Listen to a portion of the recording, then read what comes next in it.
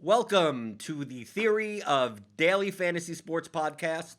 I'm Jordan Cooper, the co-author of the Theory of Daily Fantasy Sports. It's a 15-hour audio DFS masterclass. You could learn all of the expert level top player concepts that help you win at DFS. It's a strategy game. It's about the game theory of DFS, not just about the sport. It applies to all of them.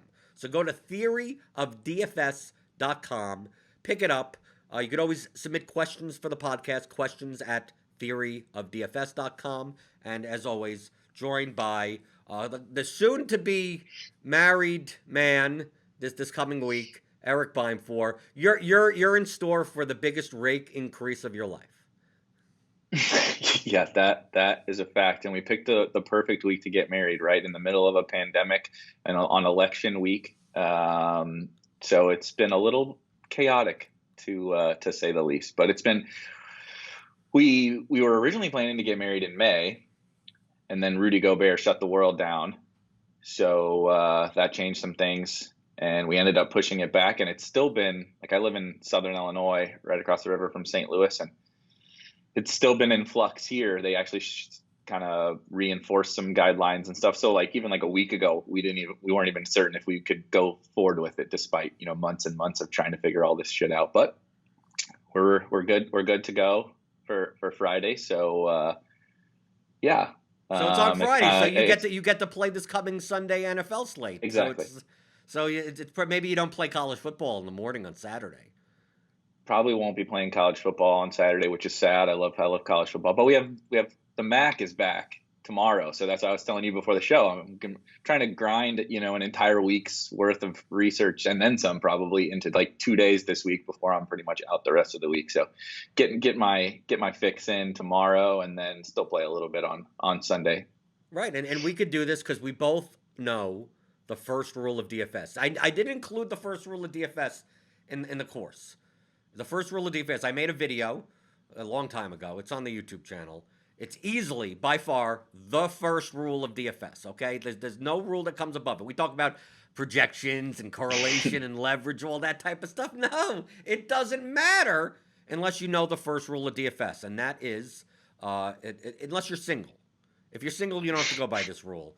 But the first rule of DFS is that when you have any somewhat substantial win, in a GPP or a very good week, that you bribe your significant other. You buy them a gift or something that is unexpected, and then they understand that money comes in because of this, and you get to make your lineups whenever you want.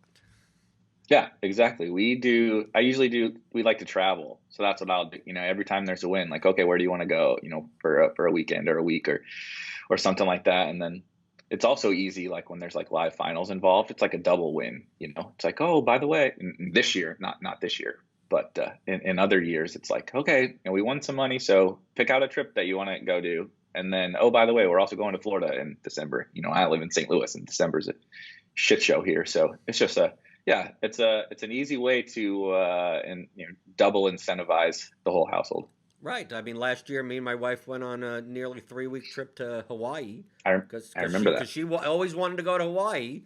So I'm like, well, then let's go to Hawaii. I mean, like, this is the perks. So, on Sunday morning at noon when I'm tweaking my lineups or whatever like that, that's me time, or 6 o'clock for NBA or anything like that. It's like, no, this is work time. It may not look like work. Because I'm contributing to the lulls on Twitter or something, or on my phone or something. And like it looks like I'm not doing anything important, but I'm weighing whether or not I should be playing DJ Dallas in my lineups, and like that's a big decision for me on how I'm going to late swap around. Should I do it? Because then you don't have salary. We'll talk about this week that happened, but I had a slightly loss. -4%. So like to me, in the grand scheme of things, -4% is break. I mean, like a normal losing week in GPP is like -20%. So like -4%. My cash lineup like kind of broke even. I played a lot more head to heads than I did double ups, so that helped me out a lot on the ones that I didn't cash. GPP lineups. I mean, I didn't have enough Dalvin Cook, so like Yeah. I can't, you can't get anywhere near the top, like even 5% without him. So I knew that was a goner. And of course I played a lot of entries into the $10 milli because the slant got lowered. And for 10 Right. bucks, okay, fine. I'll give it a shot at the $10 level instead of the $20 level. So you build a lot of, nutso lineups. I try to make a lot more leverage plays in those. So a minus 4% is that's fine. I'm happy. I'm almost happy. To me, it felt like I won to some extent because I knew without Cook I can't win big in anything. So it's just a matter of surviving and advancing the next week. Yeah, that's how I felt. We were like flip-flopped. I barely won, which felt, especially after the last few weeks when I've been losing, felt like a huge win. I was like celebrating on Sunday with a 5% win, but kind of this same thing. But I was talking to somebody yesterday. It was also, I think sometimes I get lazy on like the contest I'm registering and still even chasing some prizes and stuff. But I had a little more concerted effort to, there's so many good, anywhere from like $50 to like $400 single entry or small field different contests. And I put a little more effort into making sure I was doing a little bit better contest selection, which on a week when I didn't play Dalvin Cook, like I had an okay team, an above average team, just a little bit of extra effort on contest selection helped me, have a better week than I would have otherwise. So I thought it was an overall positive. Like you said, any week where you're not like donating it all back and you don't have the one guy that you have to win tournaments, but you don't lose it all.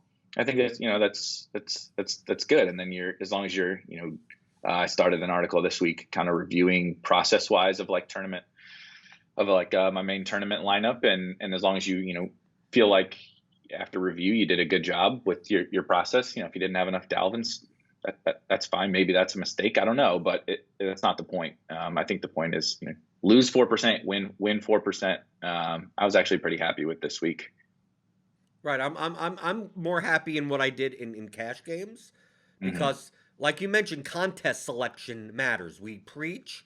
It's in the course. You match the lineup for the contest that you're in, and whether you're playing single entry, large field millies, you're playing high stakes, the Thunderdome, with 30 people in it versus a 300 entry contest. So for this week, because I do play cash games in NFL, uh, and I'll play a lot of the double ups. I mean, I'll play double ups, head to heads, triple. I mean, I'll make one lineup. Sometimes I make two. Right. Mm-hmm. Sometimes Sometimes it's one of those things where I have a 2v2 or something that like it's so close. So like just for risk mitigation, I don't split it evenly. I just like, well, here's a 1,000 into this lineup versus 5,000 into this other lineup. Like just I could worst case scenario. I mean, I'm still making the main decision for my main lineup for cash, and then just like having another lineup on the side. It's I'm a nit, so that it's nothing. You shouldn't be doing that normal. I mean, Yeah. it just lowers your risk. It lowers your ROI by doing it also. But I don't mind. I don't mind doing that. So It's different week to week. It's different week to week though too, right? Like 2 weeks ago, I saw you posted your cash team and basically had the nuts cash team. But like this week, it wasn't quite as clear cut. There were a lot more 2v2s and 3v3s and different stuff that was in play, I think. So, I think it can make more sense on weeks like this week. So just another, slate dependent type of thing. right. So I saw. Okay, we're gonna get into the concepts that apply to all of DFS. So this is not just cash. So that's why Eric. A lot of these things apply to single entry, large, to everything. But in cash games, I'm much more likely to predict my opponents because they're going to try to play optimally. We're all trying to play optimally. What's the best optimal median build, right? You look at projections, you look at models. You obviously, you could pick out the underpriced players. We all know that Keenan Allen at 6,200 is probably at least 800 underpriced. Like you don't have to look at projections to know that, right? You don't have to look at projections to know that that Jamal Williams at 6,100, like you're probably playing him optimally when the Packers are a 7-point favorite. Okay, so like it's not just projections, but I looked at the optimals, right, and what the optimal build would be, and uh, the optimum build dealt a lot with the Seattle San Francisco game. Okay, like they were going to be the most popular teams the game in GPPs, but they also offered with Debo Samuel out, with Tyler Lockett still I think underpriced for his median. Garoppolo as a cheap quarterback on a week that you were paying down a quarterback.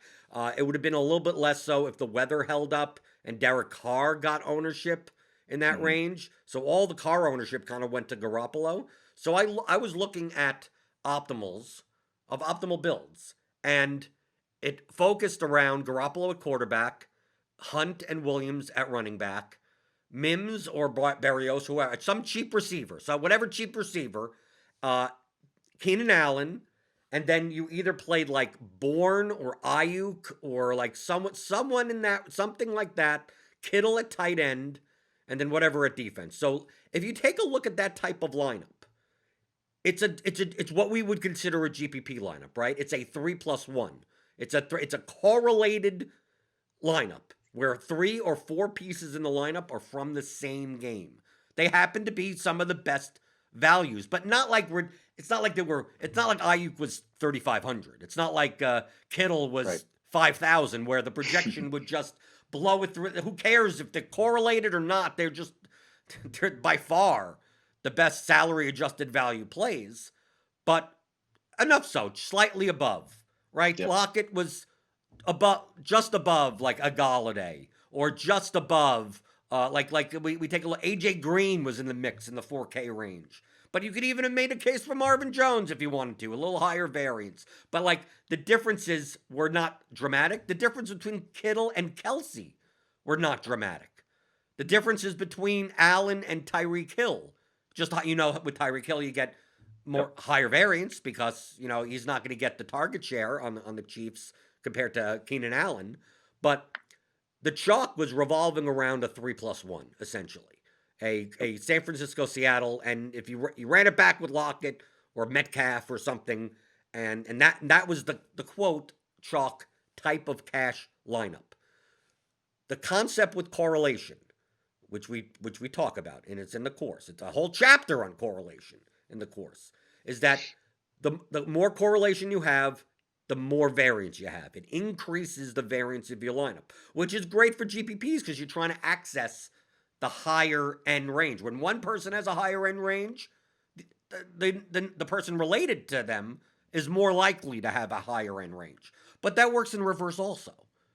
When one player does badly, it's very likely that the other players do badly. So your range of outcomes widens. People were doing that in cash. Typically in cash games, in double ups, you don't get rewarded for the top end. You just, get in the top 55 percentile, you're good. Right? Head-to-heads, can you beat 60+% of your head-to-head opponents? You're good. Like, you don't get rewarded for anything past there. But people were building correlated lineups for cash games. So I thought that the edge that I could have is to lower my variance. And when I lower my variance, I increase my leverage. So we have these 3 levers, right? We have projection, we have correlation, and we have leverage. Those are the 3 main levers of DFS. Projection would say that my projections had Kittle with a 1.5 higher point median, right? I'm not including defenses because my switch was like, instead of Kittle and the Dolphins defense, I played Kelsey and the Packers defense. And I was playing Garoppolo in my lineup. So, and I was playing AJ Green over Kendrick Bourne. So like, I look at my lineup, and the only player I have from the Seattle-San Francisco game is the quarterback, the chalk, cheap quarterback. Any points that, like, Kittle scores and Bourne scores and Ayuk scores and everything is related to Jimmy G. So, like, I know Jimmy G's not going to be 100% owned in cash games. He'll be high. He ended up, somewhere 60%. But that also means 40% of the field doesn't have him. So in worst case scenario, the points that I don't have from Kittle or Bourne, I'm still mitigating a little of it by having Jimmy G. He throws a touchdown. At least I'm getting those 4 points, if not the 6 points from Kittle. So it's a little. I'm grabbing back a little bit of the variance. But my thinking was, especially on a slate where this game is late, that I'm going to have a lot more information at 4 o'clock that I didn't have at 1. So I know that either people are going to go down to Jonnu Smith at tight end or Hunter Henry, which is still in the late game. They're probably going to play Hunt and Williams. I don't know if they're going to play Henry. I have Alvin Kamara in my lineup. He's in a late game. So I'm playing him, obviously, for PPR value more than Derrick Henry in cash games. So now I'm going to be able to see what Derrick Henry scores. It's not like Derrick Henry was super chalk, but he was like 30% owned in cash games. So now I'm going to have that information.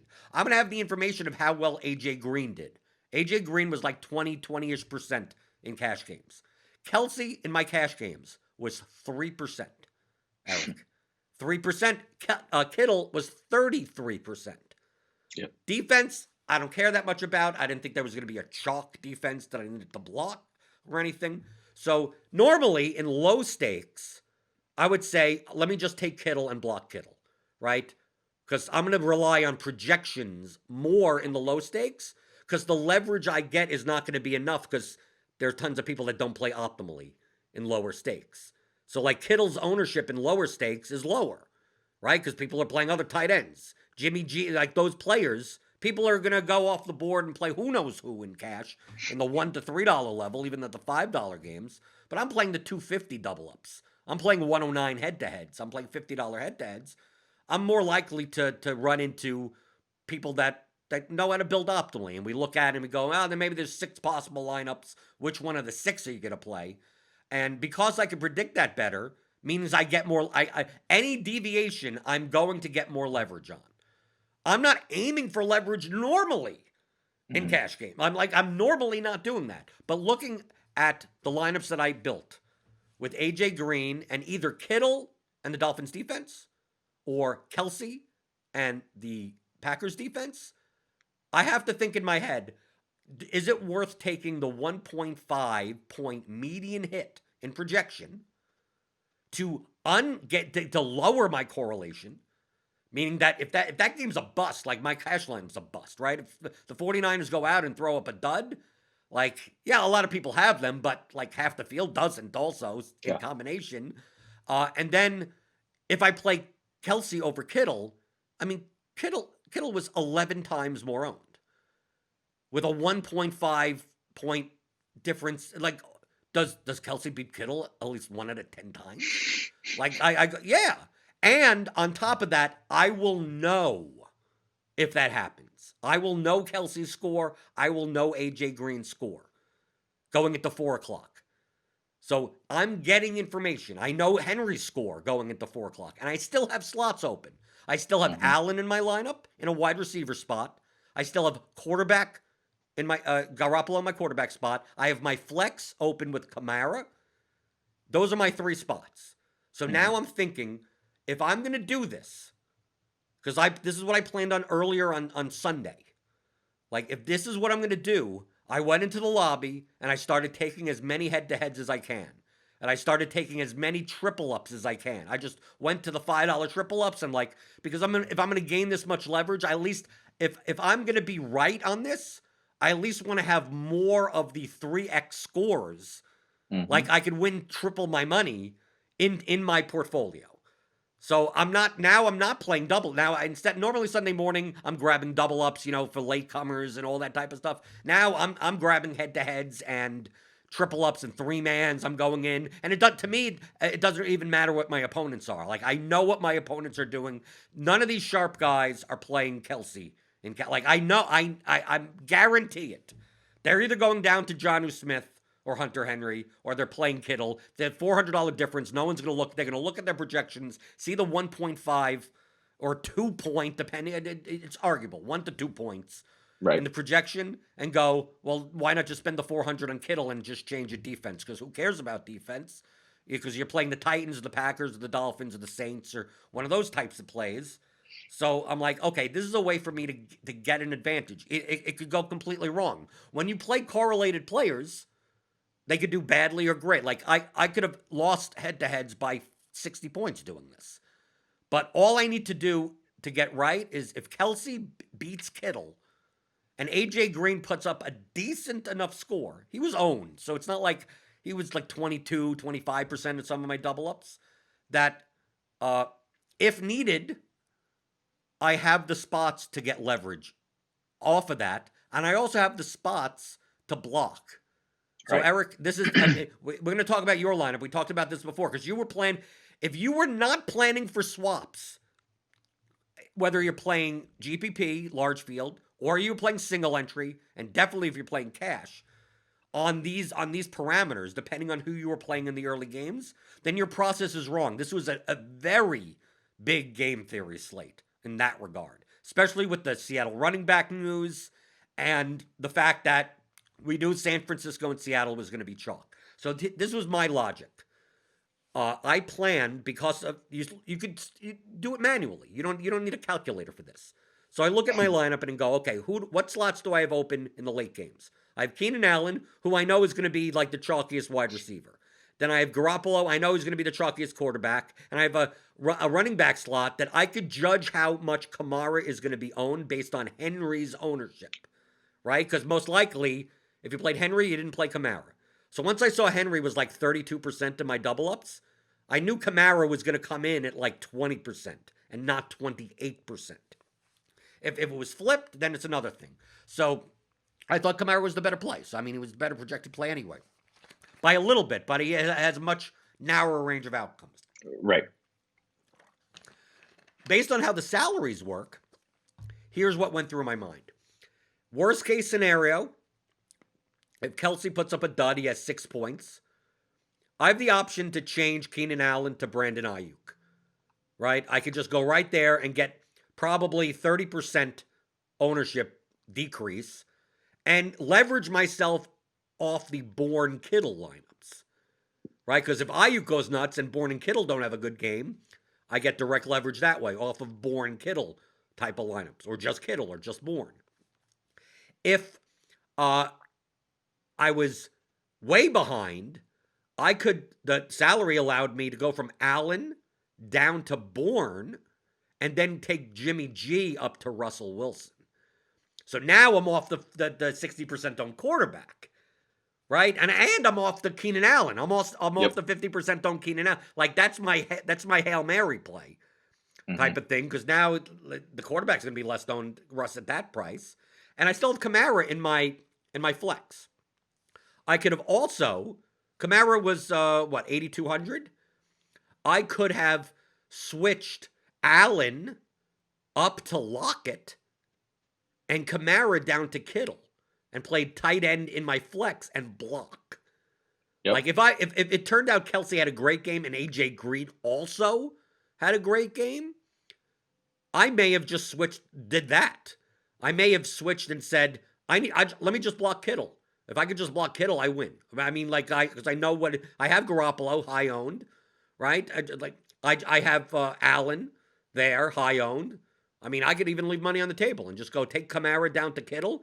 I see Derrick Henry's ownership is higher than I expected. So do I have to worry about Kamara? Kamara came in at 20%.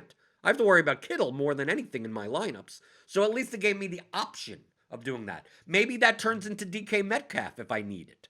Maybe I go down from Kamara to Metcalf, and I go from Allen up to Lockett, and I play both Seattle wide receivers.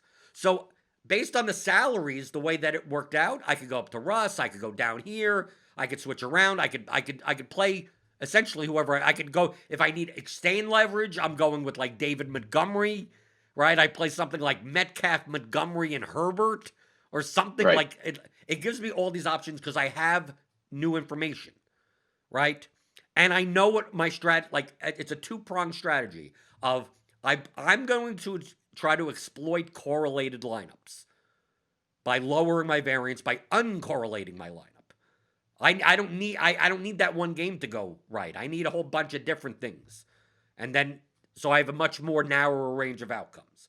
And then in combination of that, I know I will get information to make a better decision, a more optimal decision before the late games. Also, does it mean you do this? I want to highlight the fact if you're playing $1 head-to-heads, probably you're not. Should you be thinking like this? Probably, but should you be leaning more towards projection than correlation and leverage in cash games? Probably. Your opponents will probably make more mistakes that you could benefit from in the long term with the projection lever than with the correlation and leverage lever. The correlation, you save those levers for the GPPs, right? You keep that in mind. You go like, okay, when you think in terms of should I play this guy or this guy in cash games, and you side with the more owned player, you are pulling the leverage level. You're just pulling it down. You're just making it go down because you want to block so you don't get beat by one spot. So that essentially was my thought process. It worked out. My 2v2 was a 1-point difference. Because obviously when the Dolphins defense puts up 23 points, that kind of bails you out. But I think my lineup that I played, it was 115. The other lineup was 116. It was the more skillful lineup because the only reason the Dolphins D lineup scored because the Dolphins D put up an outlier score. And if Dolphins D puts up a median score of 7, like the Kittle Dolphins lineup actually, barely doesn't even pass 100. So with the fact that Kittle put up 4 and Kelsey put up 27, it's not, to me, I'm not weighing it by a results-driven process. I'm weighing it by their medians were not that far apart. And obviously I went heavy on Kelsey and GPP because of that fact also. But in cash games, I'm sitting there going, I played the low stakes for so long that I'm so used to, let me just block the popular play and just let everyone make mistakes. Now that I'm playing much higher stakes, like I can't expect those mistakes to be made. So I need to find a way that I could benefit. And if I do, enter the contests where it maximizes my decision rather than, well, I'm just going to play all double ups and do it. Like, no, I want to play as many. Because look, in the single entry double ups, like the large ones, my lineup didn't even cash. The cash line was like 117 or whatever. But I won, I think, 68% of my head-to-heads with my 115 lineup. And in the high, and I cashed in the 250 double up, the single entry. I cashed in the 100 like all the high stakes stuff. I cashed in. It was the $5 double ups on the bottom. Because that's what happens, because obviously in the lower stakes, Jimmy G is less owned, Kittle is less owned, right? Yep. The projection-based plays are less owned because they're making more mistakes. And obviously they had leverage over that and they didn't do well. So if you played the higher stakes with the chalk, you were more likely to cash than in the lower stakes. But, my 115 didn't end up in triple ups either. Like the leverage didn't get, because AJ Green had 3 points or something. Right. And Kareem Hunt 9, but I mean everyone had him. And obviously Jimmy G with the 2.76 isn't going to get you much. So that didn't work out. Like I didn't get the payoff of the 3x on the triple ups, but who could? There are plenty of people out there that probably played a better lineup from a projection standpoint than me, that put up the same score and lost more head-to-heads. Right? I mean, that is the concept of building your lineup based on the contest that you're in. If you played the lineup that came in 116, in all your low stakes contests, you would have gotten you would have put in 1,000 and gotten 100 back. I made money. My minus 4% overall was mostly GPP losses. In cash games, I made a little. I mean, I didn't double my money. I mean, 115, only winning 68% of your head-to-heads. It's a profit, but not like the week before when I won 96% of my head-to-heads. So, in explaining all of this, I mean, this is what's in the course. This applying the concepts. The thing is that most people, you have to enter the slate with a fresh mind and go, what makes sense? Am I willing to I had to be willing to sit there and go, Kelsey could put up 6 points and I could get destroyed. But I believe that my EV is higher. I believe, and we'll talk about GPPs in a little bit, that too much of the narrative was that the Chiefs were going to blow them out, and somehow on a 35 implied total, that somehow Kelsey, Hill, and Mahomes weren't good. Somehow they were going to get 5 touchdowns without going through those guys. So people just weren't going to play them. I thought that was ridiculous. But that's why I looked at Kelsey and I said the Chiefs are going to score 5 touchdowns. like on a median perspective. Like Kelsey Yep. is a red zone target, and like, yeah, the touchdown variance is higher, but like, there's no reason why Kelsey can't beat Kittle here. He's a better quarterback than Jimmy G. So if the difference in ownership, Eric, was Kittle was going to be 28% in cash and Kelsey was going to be 20% in cash, it was kind of the thing like if the industry narrative and the projections were kind of like, well, either or, if you have the 400, get up to Kittle, but Kelsey's whatever. No, it was very clear that Kittle all day. Then you take all the knowledge of all the concepts, the levers that you have, and how to apply it, and go, what's the best strategy for me in my contest that I'm playing, and then executing that. Next slate, it could be completely different.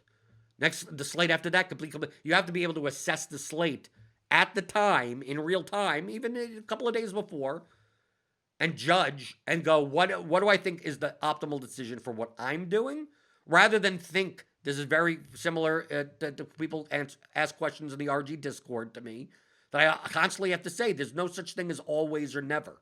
There's no such thing as a rule. You always, should I block here? Like, should I block Kittle? Should I just play Kittle even though I think Kelsey's a better play because everyone else is playing Kittle?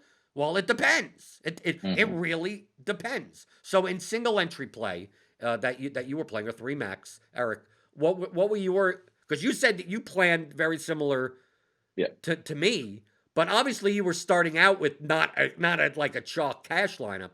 So what was your decision making before the slate and then at like that 4 p.m. Eastern before the late game type of time? Yeah, so it's a little bit similar, but obviously with the GPP spin, right?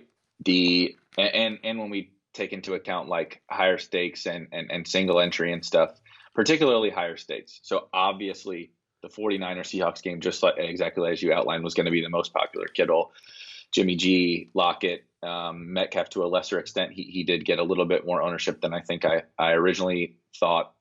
And even Bourne, like all these guys are 20+% at a minimum in higher stakes. So which okay, that's fine. But I know that going in. And then the other kind of interesting factor is with all the weather and with very minimal value, we saw these Jets wide receivers like really. I mean, Denzel Mims was like the highest owned wide receiver on the slate, or right there at higher stakes, like in the $1,000 Millie Maker. Yeah, Mims was like one of the highest owned players on the slate.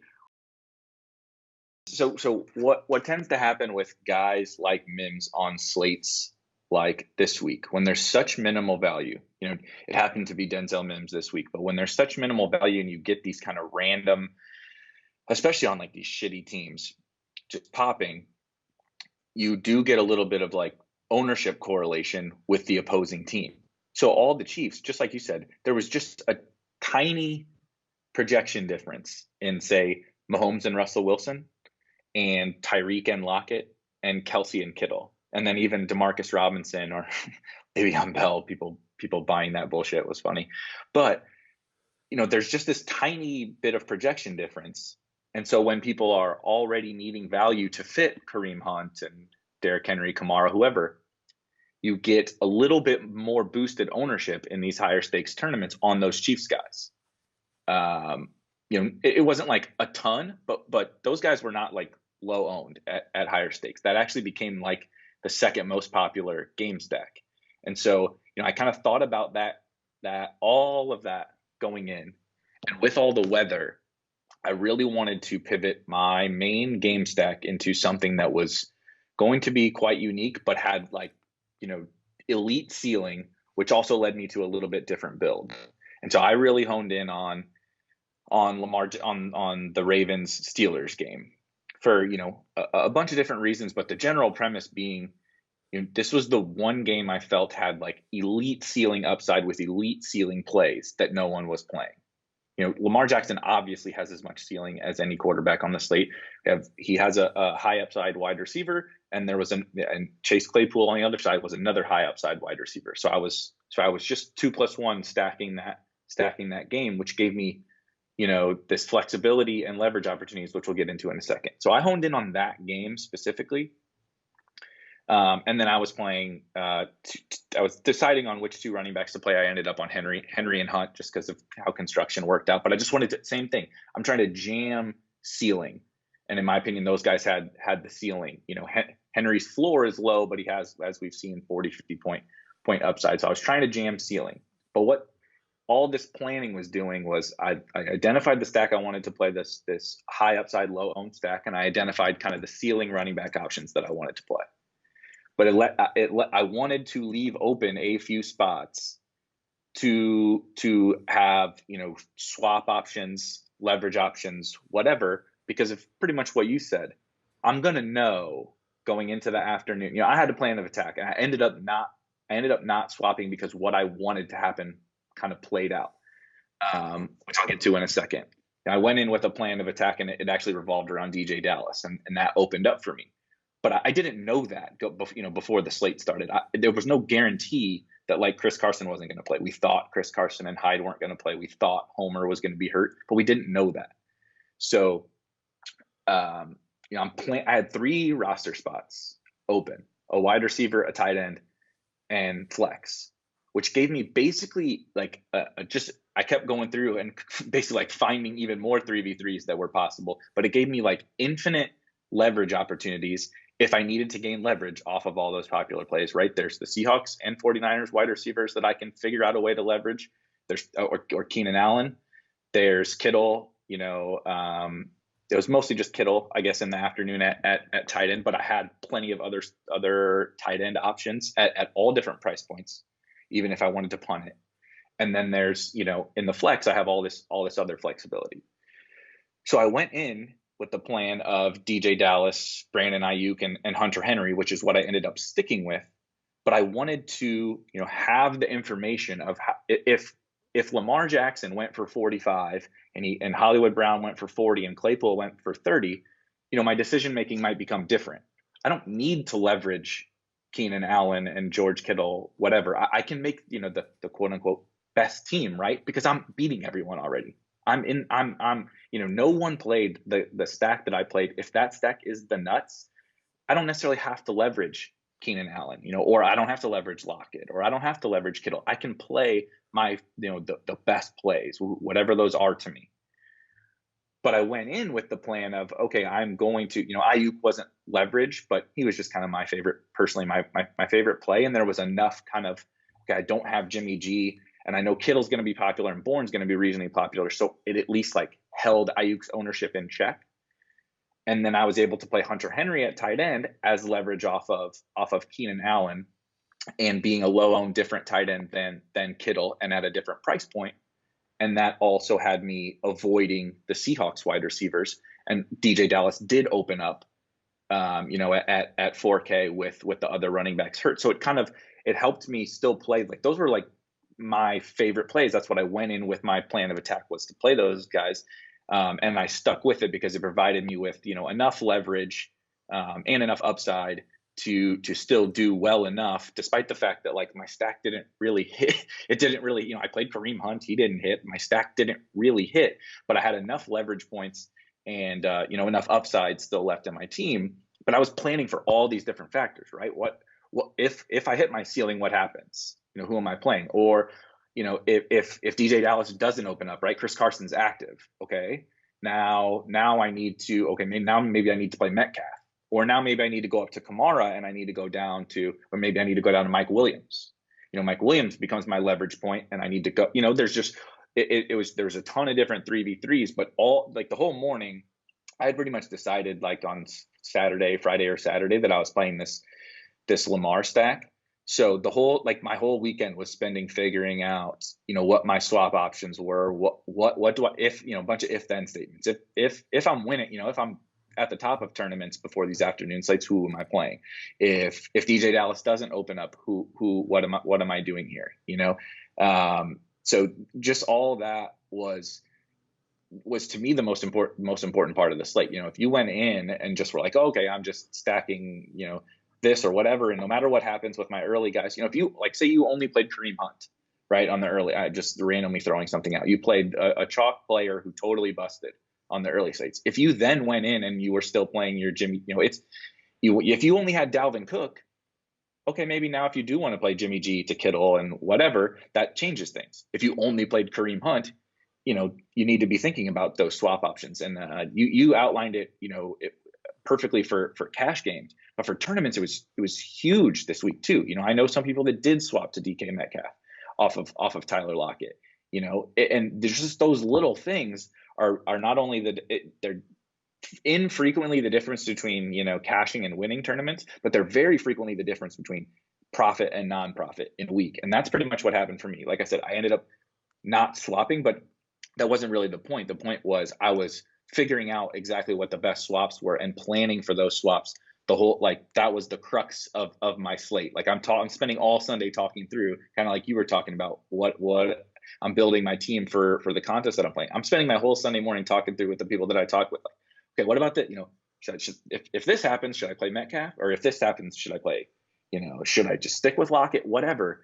All of that. That was like the main point of this week. Last week we kind of had some of the cash game stuff, and then we've had like the Galaxy Brains. Every week's had like a theme for me, but this week was not only just swapping. Like I know on the Tapecast or on the Gilcast, they talked about how they profitably swapped to Metcalf in cash, which was great, which was smart, and a good conversation too that they had.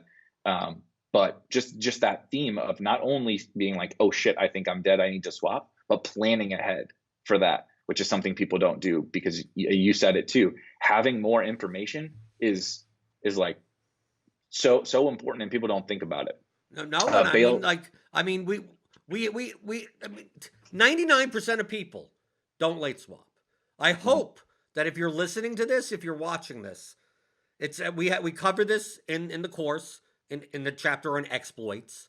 Just overall exploits, because you have more information. How do you exploit the inattention of your opponents? How to exploit the lack of, that they never swap, or they, anything that involves extra information and the tendencies of your opponents, you should be taking advantage of. And I think this is an eye-opening conversation, because many people think of late swap as something you do in case one of your players gets injured, right? Right. They think in terms of maybe a late swap if a new, like DJ Dallas. Oh, how do I late swap? Oh, he became available.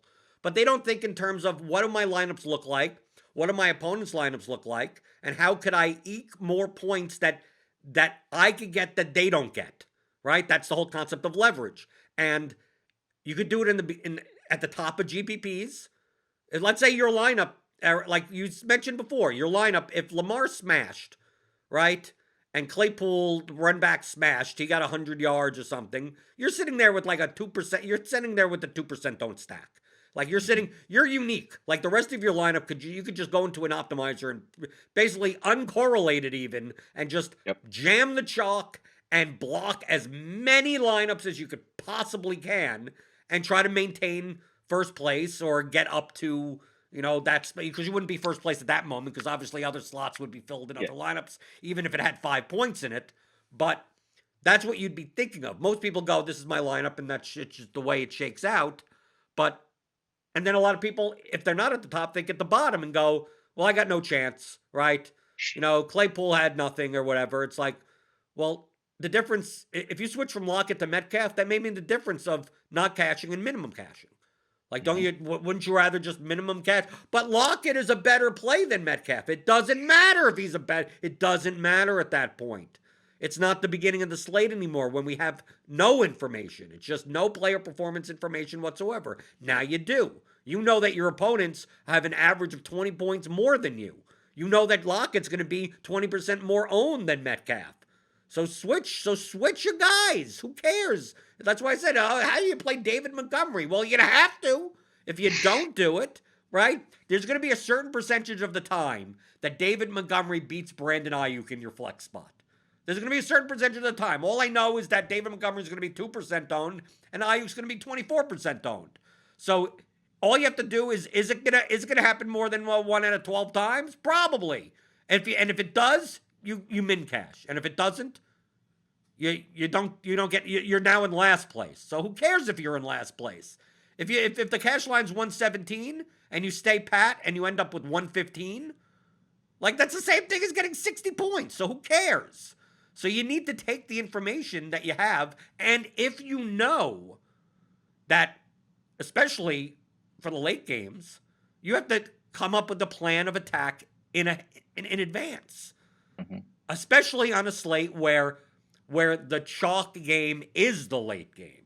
If the chalk game's the early game, now you're still thinking, you're planning in the back of your mind. It's not the front. Like Eric, you wouldn't be on Sunday morning if the Seattle San Francisco game was in the early time slots. You wouldn't have that many slots. You would be like, do I play, like you may have, if you didn't play Henry, you have Kamara in your flex, and maybe that's it. And you go, and you would have Allen and Kamara, and then you would go, do I switch to Allen Robinson? Right? You would think, but you only have one slot. Like you have so limited slots that your options would be so limited at that point that planning it out in advance, like you have two options. Like, let me just swap to a different guy.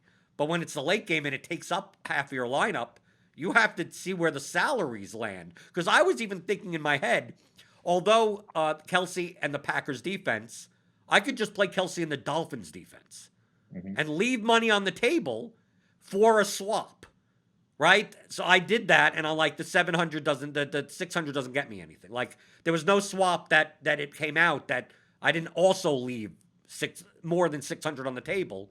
So I thought the Packers defense was like, I think the third highest projected defense, which defense is so variant, so who cares? I was playing Jamal Williams, and they were 7-point favorites, so whatever. So I don't think about defense like that. I didn't need the Saints defense. Like it wasn't a chalk defense. So it's funny that you say that though, because for me it was actually the opposite. I did need the Dolphins defense when I'm playing through all those different 3v3s and such. Oh, and you needed the salary. I mean, you needed the salary to make those swaps. Yeah. And it was really funny because literally, I think every single one except one of them, like I went through like 6 or 7 different 3v3s, and like all of them, I needed all 100. I was coming in at $50,000 of salary on every single one. So Dolphins, it had to be Dolphins for me. But that's again part of that planning. I had to know all those different swaps, and what did I need, right? Like you didn't need it. So like, why would I play a defense that I thought was a worse play and didn't correlate with my team when I don't need those $600? But for me, I needed every penny. So you have to plan for that too. Like you don't just jam in like, okay, some people like the Browns defense better or the whatever, but you don't just jam that in if it fucks you, when you're going to plan out your swaps. Like even if I like the Browns defense better than the Dolphins and I played the Browns and now the afternoon comes and like the DJ Dallas thing happens and I want to play him and I don't have the 400, what the fuck does it matter? Like I just screwed myself by not planning, Right. So then swapping, especially at defense, right? At deep, like to me, I considered in my head in doing my lineups, do I play a late defense? Yeah. Just in case I need the money. And then I thought in terms of DJ Dallas and go, well, what happens if DJ Dallas is available? Is it worth like? But my attitude with DJ Dallas was that like once I plug in Kamara and Kelsey, once I have a locked Kelsey in my lineup and I have chalk Allen in my lineup, like I just have too much money. Like I'm not gonna go from Kamara down to DJ Dallas and leave 4,000 on the table. Kamara obviously has a higher raw point projection, so like I thought the construction. Like basically the only way that I could plan for Dallas is if I don't play Denzel Mims or I don't play AJ Green and I don't play Kamara because I'm playing Hunt and Williams. So now I'm playing a wide receiver flex lineup type of, or because I need to start with the wide receiver. I need to start with that. I need to make another wide receiver available. So if I go from Kamara, like let's say instead of Denzel Mims, because the difference between Kamara and Dallas was 4,200. The difference between Mims and Metcalf was what, 4,000? Yeah, something like that. Yeah. Or Lockett or something like one of the Seattle receivers. Yep. The only way to do that is by not playing Mims or not playing AJ Green, like one of those, and putting obviously I'm putting Allen in the wide receiver slot, and then making the swap like that. But I didn't see in the late games other than Bourne, like a cheap receipt. Like I don't want to play Mike Williams in cash games. Like I didn't want to play. I already had a tight end spot taken up, so Hunter Henry didn't fit. I saw Deontay Harris was viable.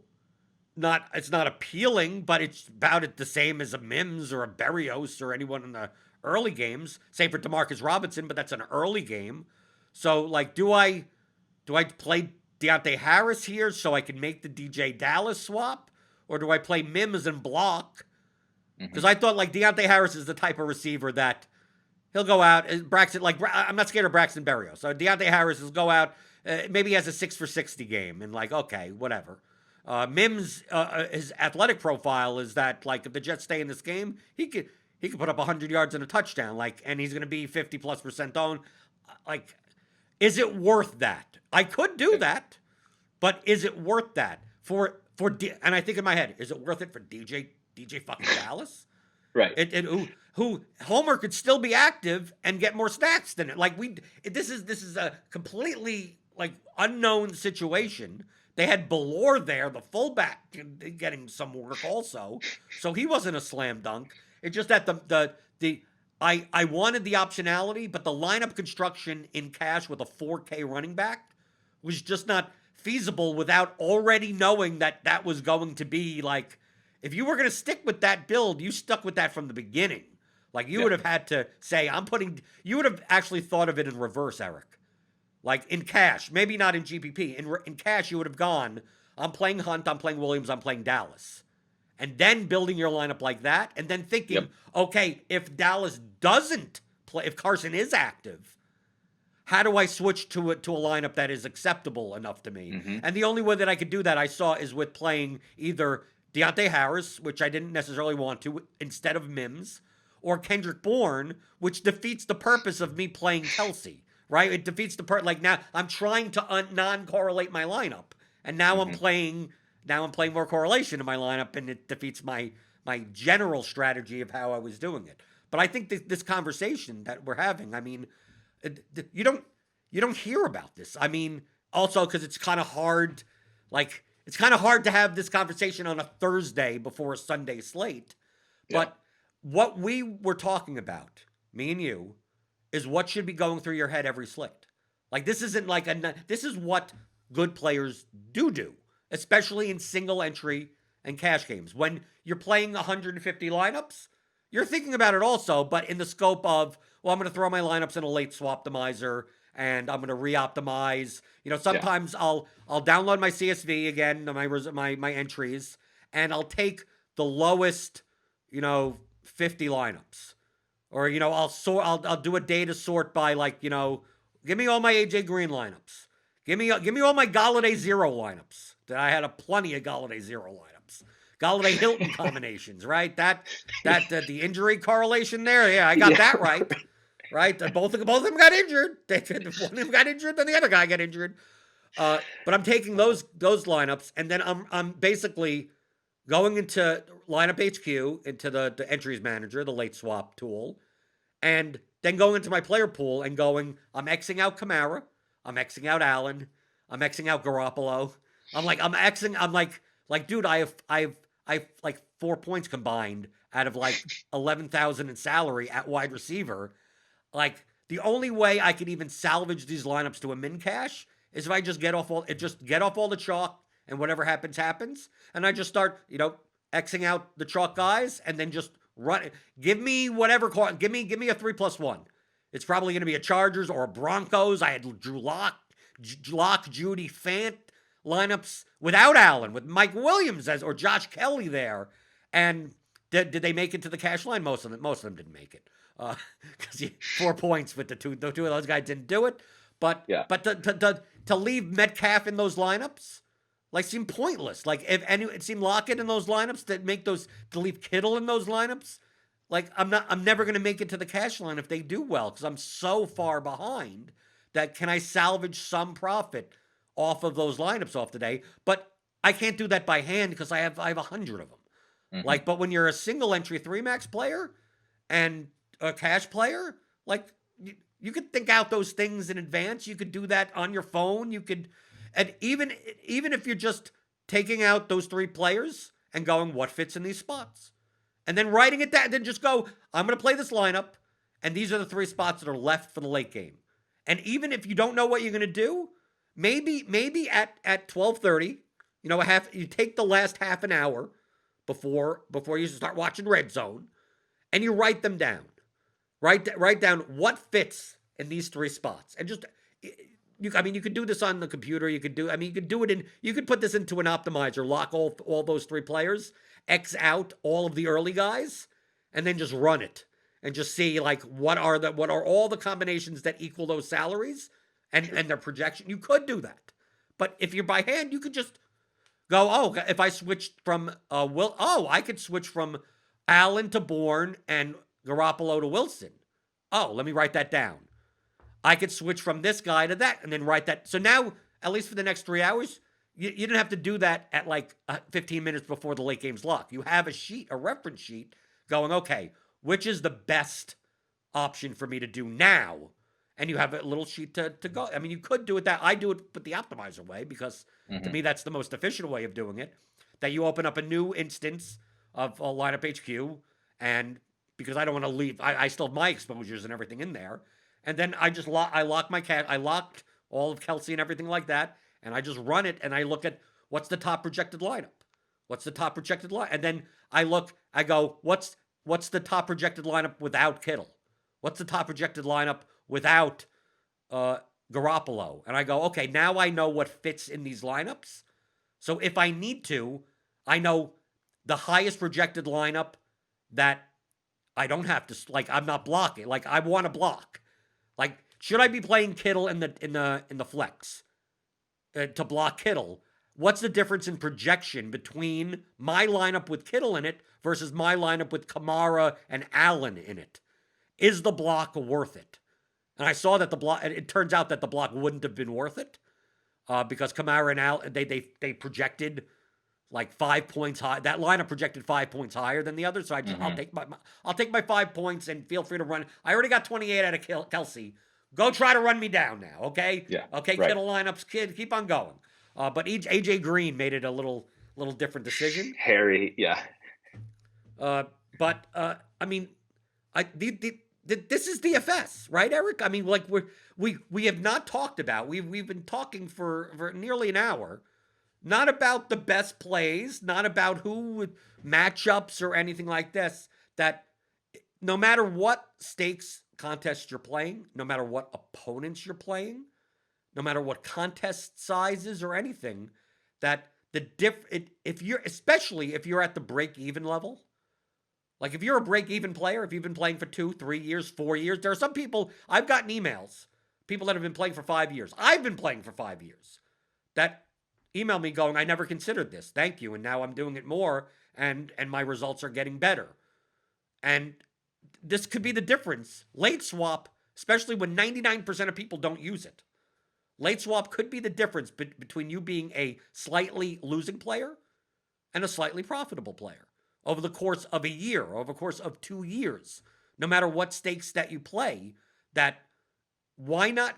It's free edge that you could have. That I know we went through the thought processes, but these thought processes take what in our heads? 3 to 4 minutes. I mean, like we're not stressing out. We're not the writing down. We're not going into writing algorithms. We're not we don't have planners out and whiteboards out doing this. It's just common sense of like, well, what are my options going to be in the late set of games that give me the most chance of making the best decisions with the new information. You could think that Lockett is going to smash, but it doesn't matter if you're 20 points behind.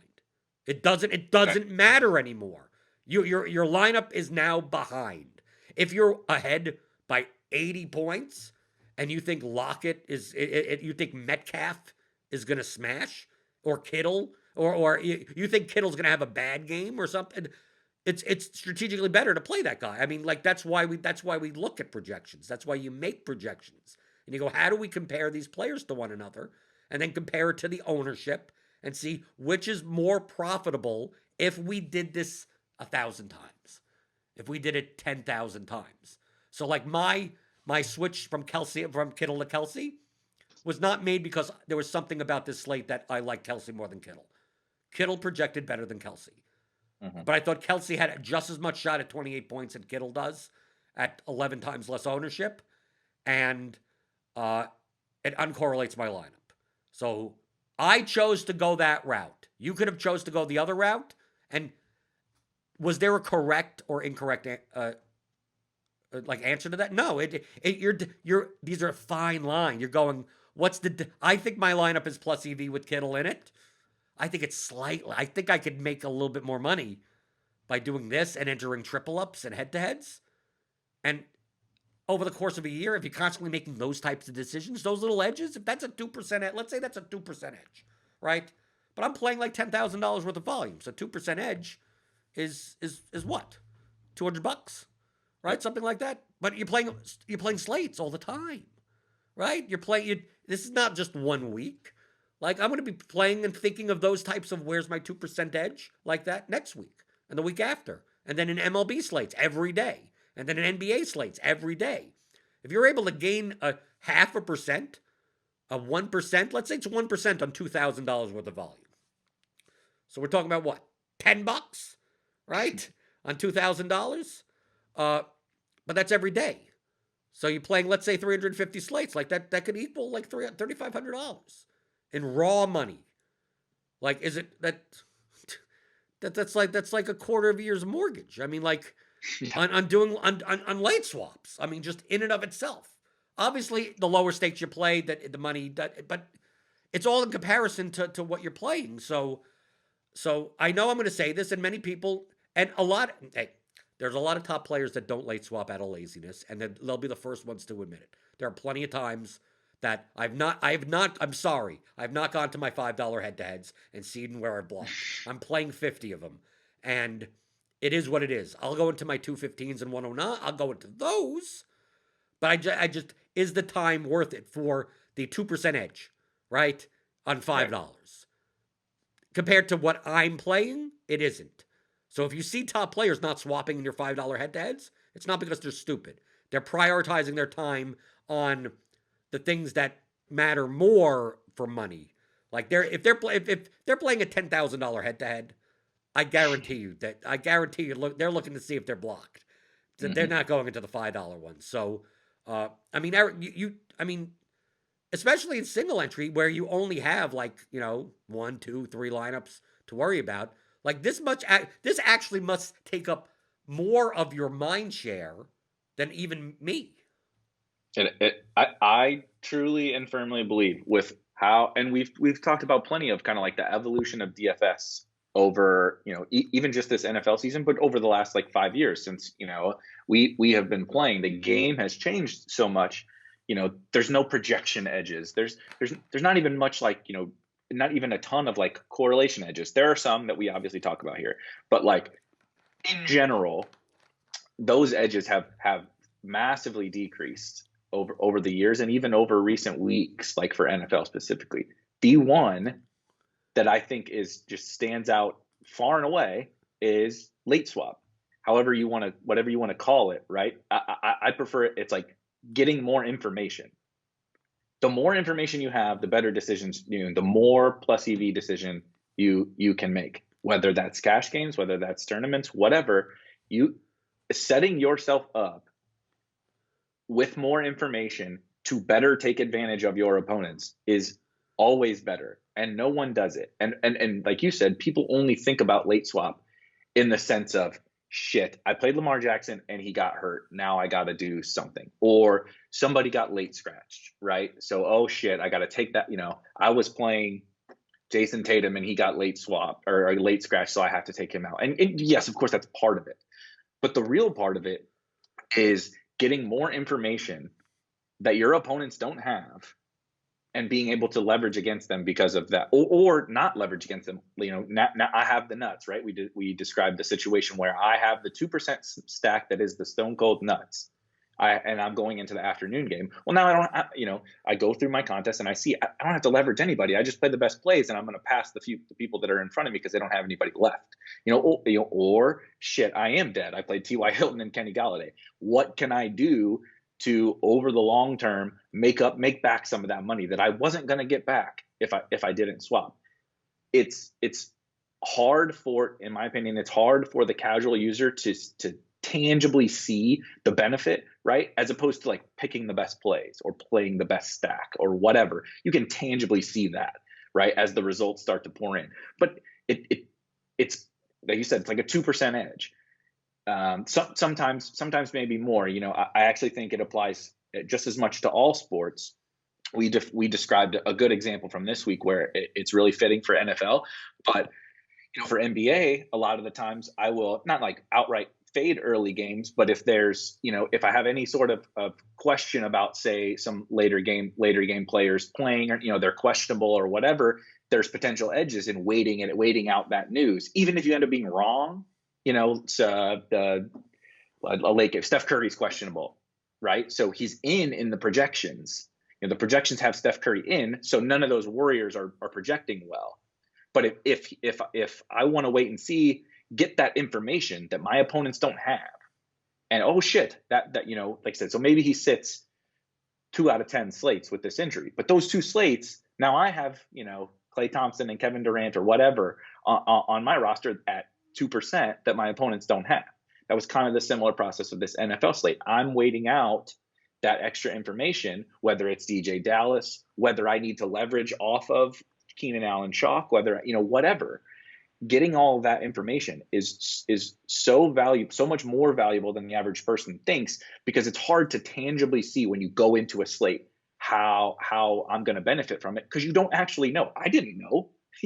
I had no idea. I had my 6, like you said, I didn't write them down, but I had it planned out.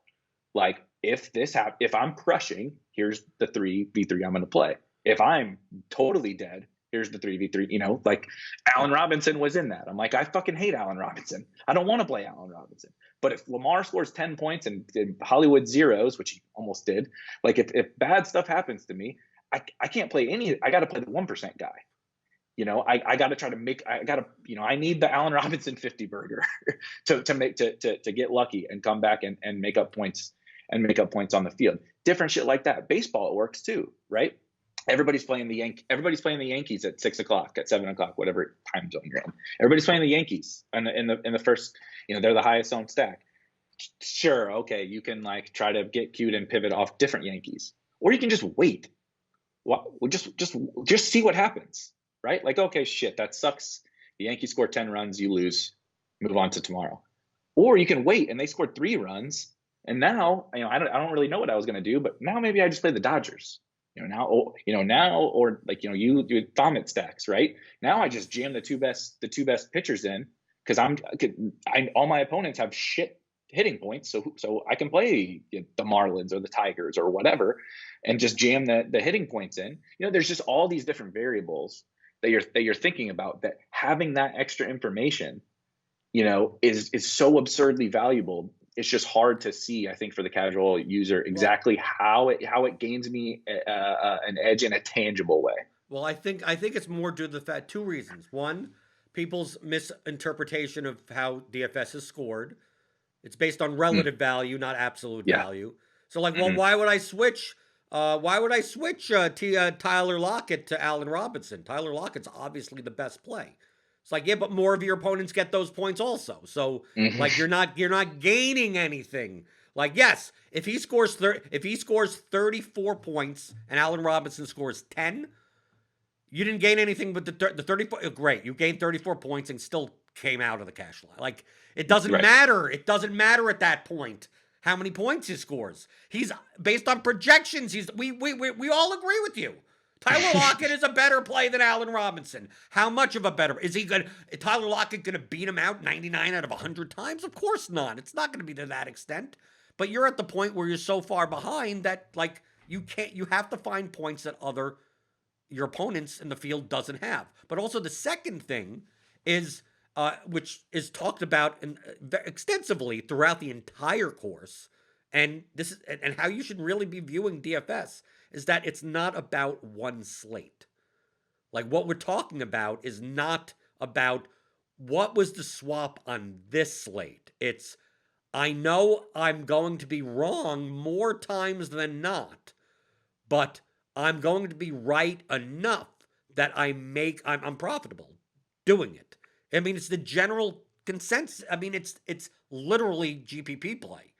I mean, it's you're going to be wrong 90% of the time. I'm telling you outright that I'm wrong 90% of the time, but the 10% of the time that I'm right, I make so much more money that it makes up for all the 90% of the time, and then I had still on top of that have way more money. The thing is, if let's say we ran it 10 times, right? 10 situations like this, right? You wait on the Yankees, right? You say I'm going to fade the chalk Yankees and wait. I'm gonna the Wizards are chalk in the early game, and everyone's playing Bradley Beal with no John Wall, and there's other guards in that range that have just as high of a ceiling as Bradley Beal, and Bradley Beal is going to be 40% owned. One of those, I don't know who the guard's going to be. That's going to beat Bradley Beal, but maybe one of them does. I don't know who I'm going to play, but maybe I take a shot on 4 of them, and then. Some of them are in 8:30 games, in 9:30 games. Let me see what Bradley Beal does. If Bradley Beal puts up a 60 burger or something like that, well, I'm probably losing. But I mean, I have to stick around on those players. And then if Bradley Beal puts up a dud, now I can start switching stuff around. Now I'm rolling. Now I'm paying up at center that no one else could do to pay because no one wanted to play Embiid because they'd rather pay up for the Disney. Then you could do those types of things. But understand that if out of 9 out of those 10 times, I'm exaggerating, it's probably even less. Probably going to be right on those swaps 3 out of 10 times. If I'm going to say, if I had to put a number on it, 3 out of 10, that it will work out in your favor. Maybe if it works out in your favor and you win a GPP because of it, great. But I'm just talking about it ends up with you having more profit than what you started with by not making that decision 3 out of 10 times. The issue is, I can't tell which of those 3 that it's going to happen. Yeah. Okay. This is the concept. I've had conversations with other people that I'm pseudo coaching. I'm kind of they're kind of getting these are sports people, right? These are people that are like, I know the game better than you. I come from season long. I'm gonna beat the crap out of you with I know the offensive schemes and defensive schemes and the coaching tendency, all that type of stuff better than you. And I say I could barely identify any defensive players on the field, and I make more than you. It's to wrap tangibly, like you say, tangibly wrap your head around the concept, and you see this in I would say 95% of DFS players. The 95% of DFS conversations on Twitter, in Discord, and everything are, I should have known, Kareem Hunt was bad chalk. Like, no, the term bad chalk and good chalk are descriptive terms, not predictive terms. In statistics, that's a concept. What's predictive and what's descriptive? So when you say bad, you don't know if it's bad until afterwards. So that's who's going to be bad chalk this slate? Well, you know that most likely, out of these 6 chalky players, there's going to be one of them that's going to be bad. Sometimes it's 2. Sometimes it's fucking all of them. Sometimes they all hit. But can I point out which one of the 6? I know one of I could say for certain. I could make you a bet right now. One of the 6 chalkiest plays on next week's slate is going to bust. I don't know which one. I don't know which one it is. I'm not even going to bother wasting my time trying to figure out which one it's going to be because we never know what it's going to. I mean, you don't know as much as you think you know. So with these swaps that maybe work out 30% of the time, 10% of the time, they think in terms of, oh, well, I swapped and it didn't work. So is late swap worth doing? And I'm like, well, it's a one game sample size. I mean, my question to a lot of people, especially in NFL, because in MLB and NBA, obviously you get more games, like the more interactions. Like especially NBA, you get tons more interactions. MLB towards the last half of the season, you have a way bigger sample size, And obviously, you have his historic sample sizes of 162 games. But Mike Trout ain't going to turn into a pumpkin. I mean, like his prior is going to hold, right? Right. Chris Davis's prior maybe starts declining after a while. But in a 17 game, I mean, NFL is 17 games. Like that in and of itself is a small sample. And 5 seasons is, I mean, we're talking about 85 games. Even that is kind of low confidence, and that's 5 years worth of data. Like in order to play a 162 game season in baseball, that's like a decade of NFL games, and that's one season in baseball. And you know how much variance there is in baseball? Tons of variance, Exactly. Even in a 162 game season. So when people are trying to think in terms of like what is going to happen this week, my reply a lot of times now when people give me stats, and I'm not disagreeing. Like here's the concept, because we talk about it with like BVP. I know Cardi does it all the time. When someone says to me, for instance, Dalvin Cook, right? We should have all seen Dalvin Cook, right? Packers have a horrible run defense. You know what my response to that? 6 game sample size. That's all I have to say. Once I say 6 game sample size, I negate, and who knows if the Packers have a bad run defense? We only have a 6 game sample size. The larger the sample size gets, the more confidence we could have that that's true. It could be that you're absolutely right. If we only had a 1 game sample size and you said the Packers defense was bad, run defense was bad, I'd say 1 game sample size. At 2, I'd say, well, that's still better than 1. But it's still only a 2 game sample size, and 3 is still better than 2. So like as we get further up, you can get more confident that it's real. It just like with BVP in baseball, batter versus pitcher. The reason why you shouldn't look at it is because of sample size. It's not because BVP doesn't exist. Mm-hmm. BVP most likely exists. The problem is you can't figure out when it does because of the sample size. Like there's no, like most likely this thing exists, but we don't have 500 at bats for a player, and even if you have 80 at bats for a player, it's against a pitcher that they faced 12 years ago, and they're totally different players now. So who cares about the 2 home runs they hit 8 years ago? You have a sampling bias problem that it could be real. You could look at NFL stats and go, well, they play man this many times. This guy gets open, separation, all that type of stuff. All that type of stuff is probably real, but in the small sample size, you're not going to be able to predict on a specific game what's real and what's not real. There's other variables, right? That like just take that in a silo. Good run defense, bad run defense. That's the coaches know. Like this isn't a fucking video game. You know, like the coaches know that too. You don't think the Packers are well aware that the Vikings want to give the ball to Dalvin Cook and want to run? Yes, I know they did not stop it. And yes, so far statistically this year, I would agree. I am like more, between the two of us that cares a little bit more about the football related stuff. It's definitely me, but I hate that argument.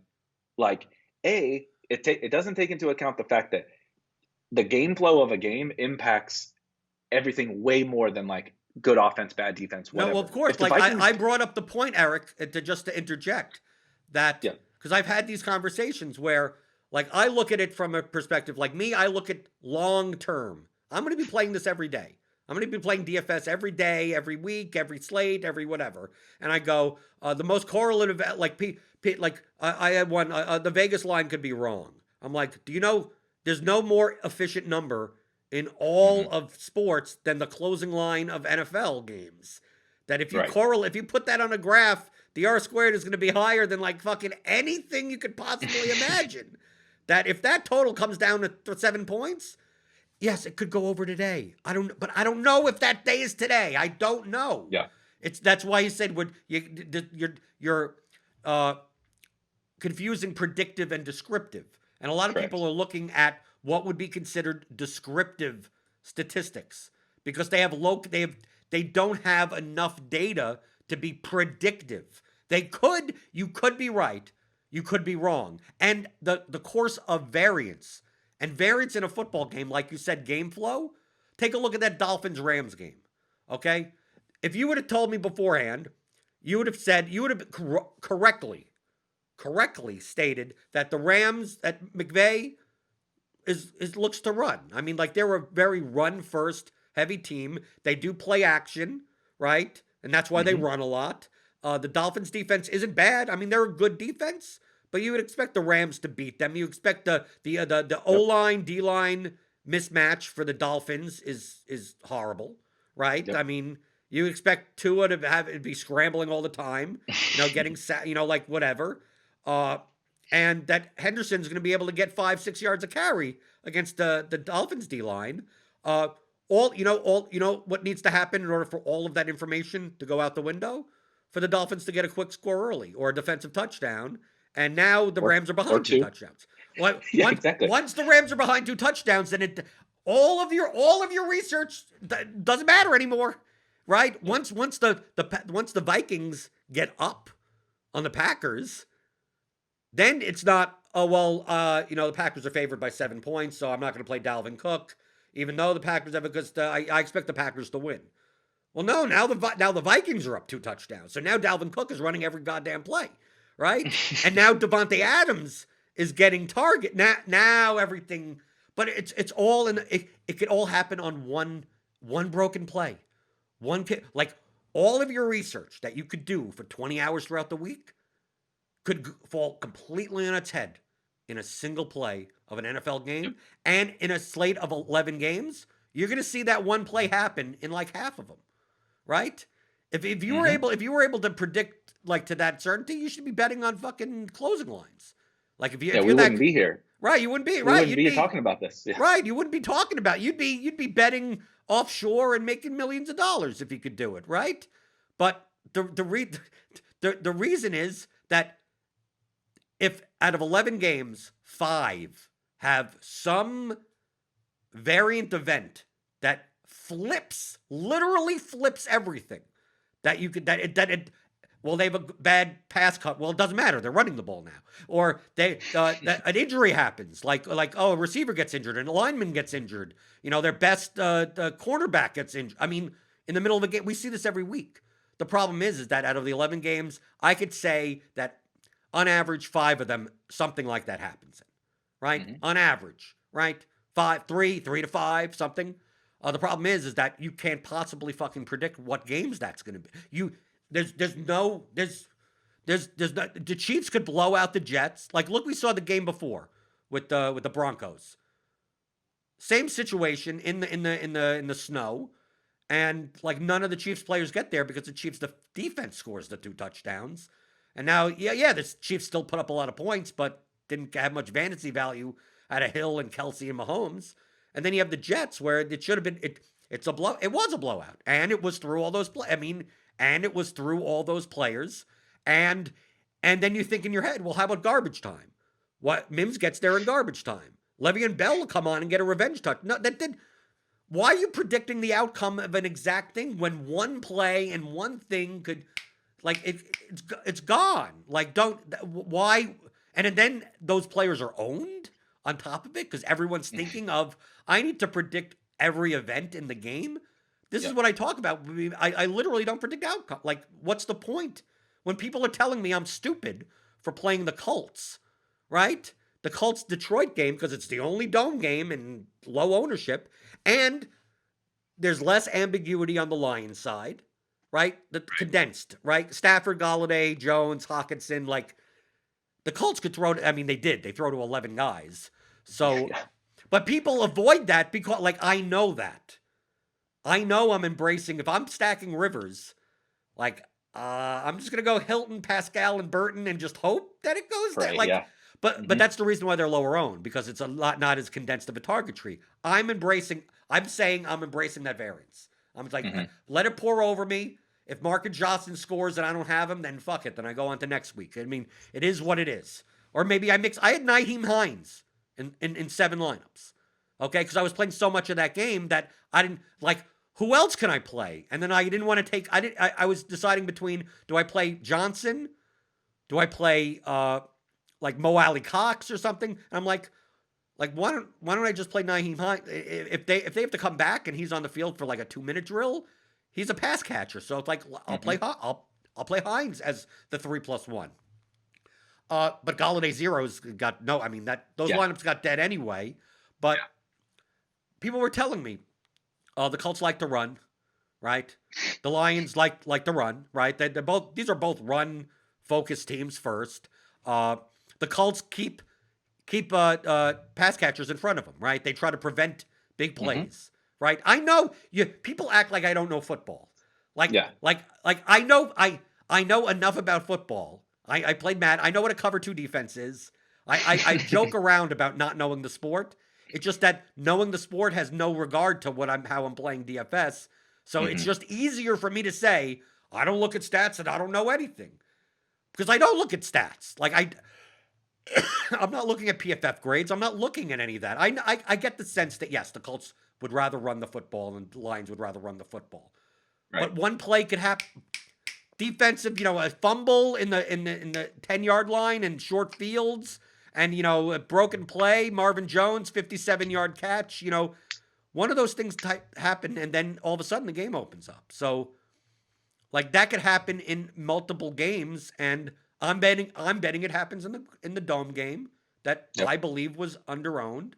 I bet it would happen in the Chiefs game where people weren't going to play them as much as they should. Thinking about a blowout, Le'Veon Bell 14% in the Millie Maker. Fine, I'll take that because I don't play any of them.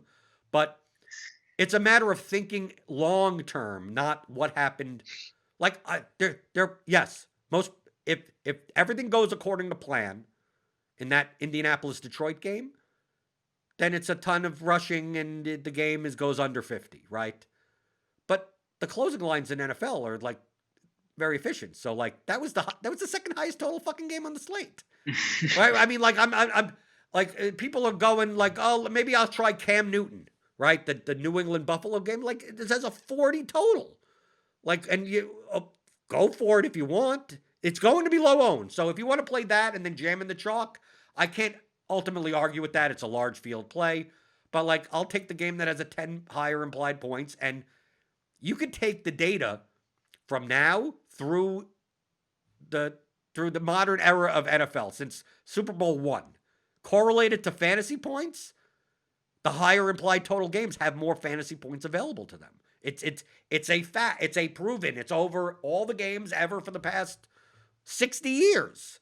So if I see a game that has a 50 total and people aren't going to go towards, like, I'm going to play it over the 40-point total game. Does it happen this week? Like, I really want to stress that you have to think in terms of you're going to be playing and thinking of these decisions and doing so 17 weeks a season. Like, even if I want to condense it to that, how do I play NFL DFS? Well, think in these concepts and do that for 17 weeks. Don't judge anything until after 17 weeks is done. And then you could say, was my approach fine? In an NBA season, all the 180 slates you get. There are 200 slates in baseball. I know when I stack the Pirates and the Tigers and the crappy teams on slates where there are stud pitchers and the vomit stacks are going none owned, that I'm going to be wrong like fucking 49 out of 50 times. Like I know it. I'm not saying that today the Tigers get 12 runs.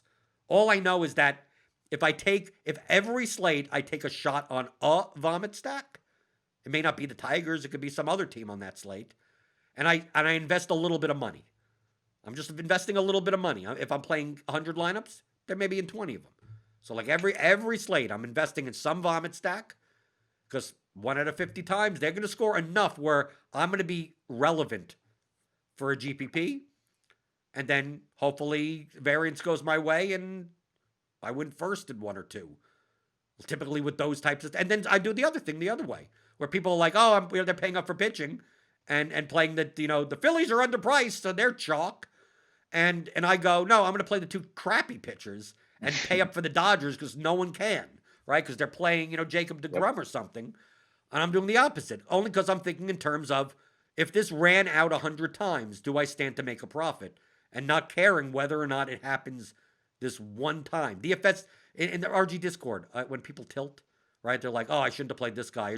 Oh, I lost X amount of money. It's like, well, it's a good thing DFS isn't ending today. Like if DFS ended today, sure, okay, now I understand why you're pissed, right? This was your last chance to make some money plus EV, and it goes away, right? There's not like there's nothing like dude. Just when you play poker, it's one long game of poker. It's not one hand. It's not one day. That's what DFS is, and Eric, let me tell you, to change people's worldview of those two things, the two things of one, there's way more variance in sports games than anyone could possibly. I think there's a lot of variance, and it's probably more than even what I think, right? Correct. In games, so most sports analysis, fan analysts even. Oh God.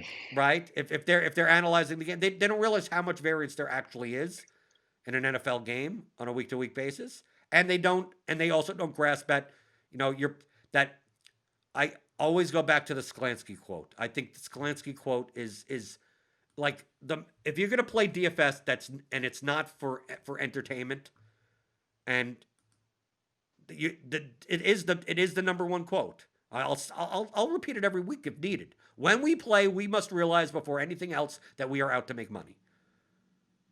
I get into arguments with people that go, what is your goal when playing a DFS slate?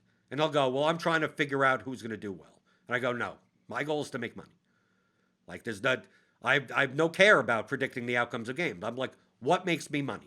And then they think in terms of, well, that's what I'm trying to do this slate by figuring out the teams that do well so it can make me money this slate. I'm like, no, I'm looking to make money. If you had an investment portfolio, imagine having an investment portfolio of a bunch of, and you had to pick stocks like every day or something, and then you tilted based on if the stock went down a point. It's like, what are you taking money out of your Vanguard account tomorrow? I mean, like who cares that it went down today? That's why, like, if you take index funds for 20 years, like the likelihood of you making money is like 99%. I mean, without a meteor hitting the Earth, it's not sexy, right? It's not sexy. It's not you're not getting a big IPO exit type of thing, but like that you're making decisions that make you the most money over the course of a month, a year, 5 years, 10 years, and the same thing that you're doing in DFS. So. Those two, Eric, am I right? Those two worldviews, once you're able to get out of those worldviews, that's when you become a good DFS player. And the ones that are stuck in those worldviews are the ones that, one, never become good DFS players, or two, fight you even when they want to learn. 100%. I think we talked about it a little bit last week where it was, I can't forget exactly how we quoted it, but the people that are not thinking in this way, and I have I'm sure you have tons of conversations like in Discord and stuff, but I have conversations with people too where they're like, oh, I know you think I'm just a chalk donkey, or I just like this guy, or whatever, and I'm just like, you like talk to me and like you're wanting to discuss DFS, and then I tell you. All these things that I'm pretty sure you clearly understand about, this long-term game. We're playing this game and we're playing out to make money. And then every slate you come and you tilt when Kareem Hunt scores 9 points and Jimmy G scores 3 points and whatever. And you have this lineup and you're tilting your face off. And the two parts to that, like you said, is this is a long-term game and you're going to lose sometimes. And the other thing is you're not really taking this seriously to make money.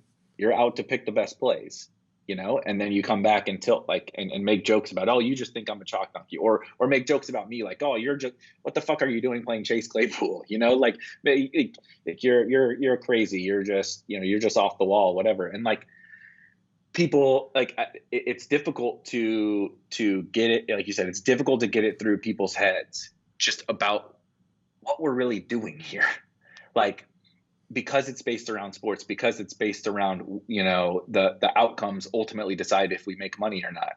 It's difficult to explain to people, like the late swap thing. It's like, what do you mean? Like, it's not really a complex subject, but it's not something that most people think about, and it's certainly not something that anyone ever talks about. It's Right. like Well, all these it's different. more. I always put it in line with the fact that because I know some day traders, right? Because I was in the financial space, I did web development, and I also knew because I was working web development on the day trading sites. So like all Mhm. those day trading sites when that was big in like the late '90s, early 2000s, like Yeah, I was yeah. building the site, so I knew I was on Wall Street and I knew day traders. That other than also being like probably on cocaine. Uh, a lot of the time that they were making hands over fist. If I asked them about a company, they didn't even know what these companies did. Like to Right. them, it's numbers. Like did they didn't research like anything about like they don't even know that is it does this company make widgets or does it provide services for this?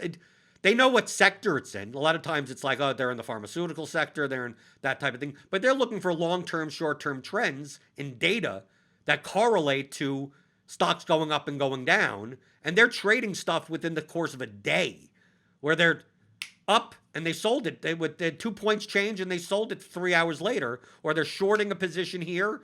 They're buying a position there, and then 3 days later, like it's not even in their portfolio anymore. Like these guys did not even they didn't know anything about the company.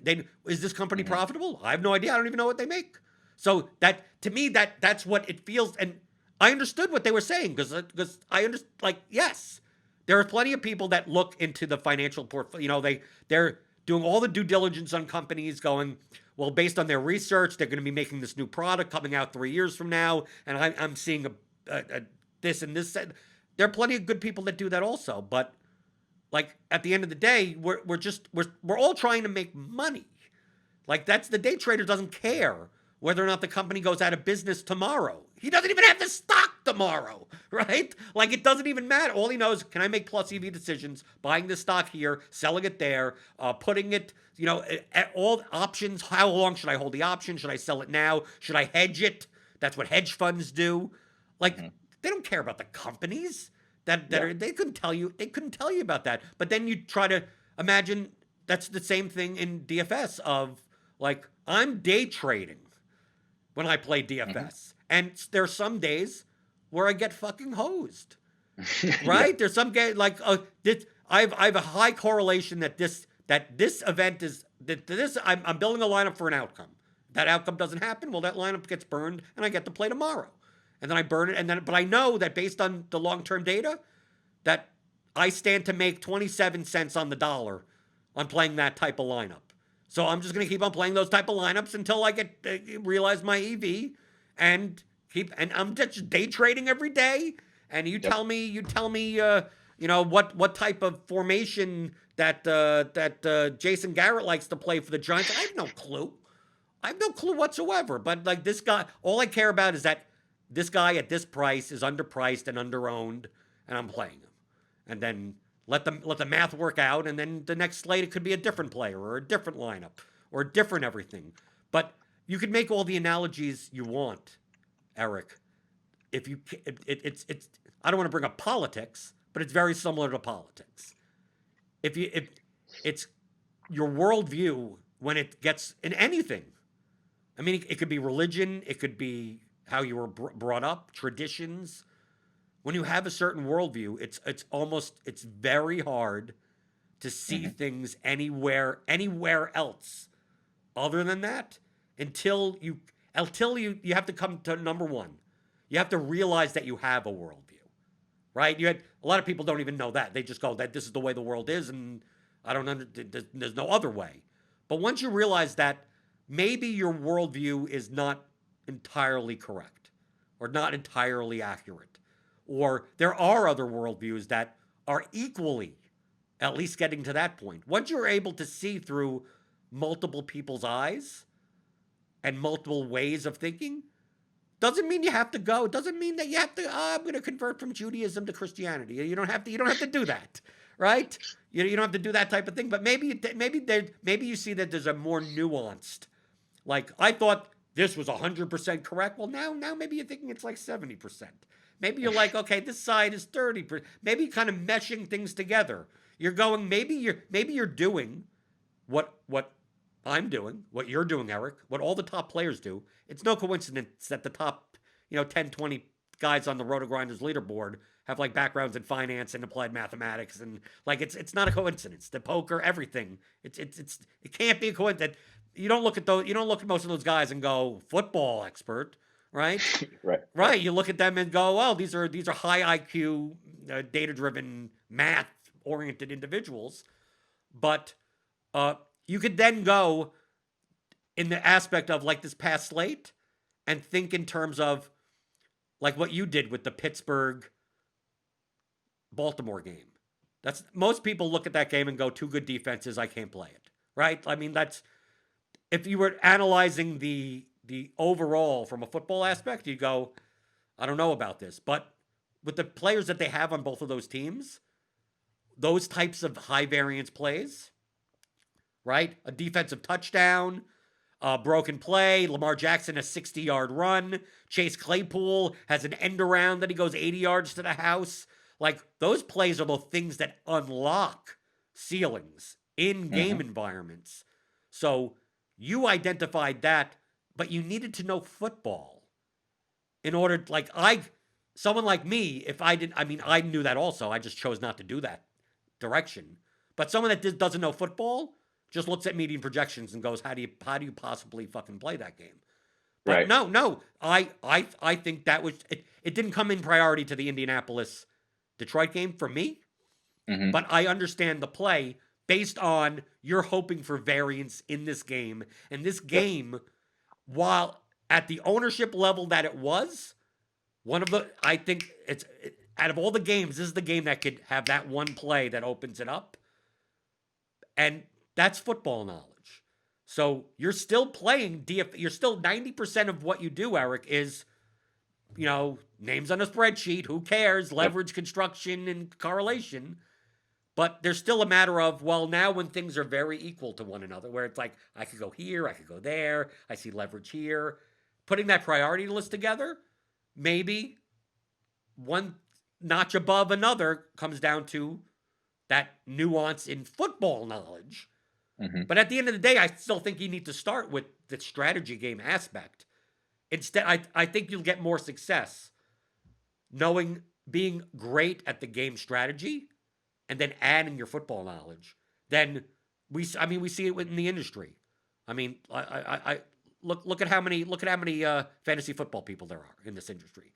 How many analysts, fan analysts they are, especially from the season-long space. And in season-long, you don't have to worry about variance as much. You're getting 17 games, right? One game, like, come on. Same for fantasy baseball. Yeah, yes, Mike Trout. Yes, he's great. Yes, if you draft Mike Trout, you're going to be, yes, he's going to get 40 home runs. I get it. Good luck trying to predict what games they happen in, because that's what you have to do in DFS. So the variance is ridiculous. So I think that you'll have more success, and this is why I always say that I could teach an MIT professor how to play DFS with them not knowing sports easier than I could teach someone that knows a ton about sports, but knows very little about game theory, because at least the MIT professor, like, you could win just on game strategy more than you could win just on football knowledge.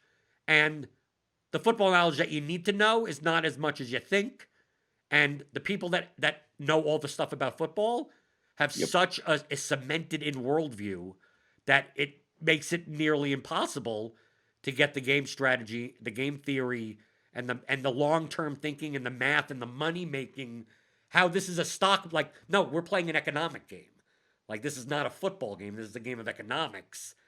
And I try to help people, but sometimes I get frustrated. Like, how many examples do I, how many analogies and examples and how much, that's why I made the course. I'm sick. I'm sick of spending the time. That's why you buy the 15-hour course, and it goes through all of it. And you could go through and go, maybe I could do bits and pieces here and there. But all I'm saying, and I, Eric, are we talking about anything revolutionary? Did we make this up? Did we make any of these concepts up? Heck no. No. These aren't secrets. This isn't a discovery. I'm not. I'm just a dude that. Hey, Bales wrote about this stuff 5 years ago. Like, not to the extent in which it's needed now, but I mean, there are other people Drew Dickmeyer was talking about this 5 years ago. This is how I learned the concepts to begin with, and then applied it and go, oh, now I get the game theory of everything, related it to poker, and Bales didn't put out a course. I did. I mean, like that. That's how I look at it. Like I'm not saying anything that isn't anything special. So I was assuming at some point someone would condense this into something. You'd see it on shows. You'd see people talk about it across the space for the past 2 or 3 years. And I just said, well, why can't I be the fucking dude that just like, okay, well, here, this is what I've been saying it for the same amount of time for 2 or 3 years on my streams. So like, I never want to come across that like, no, I made the discovery and like everyone else is stupid. It's like, no, like I'm just Joe Schmo that like that there are hundreds of other people that play exactly this way and win tons of money. And obviously a lot of them in their best interest is for other people not to know it. Right? They'd rather people not know these concepts, but poker books ended up getting written, right? Theory of poker happened, and mathematics of poker and 2 + 2 public. I mean, it happened. So, like, I never want to come across that. Like, no, I found the Holy Grail. It's like, no, the Holy Grail has been found for years.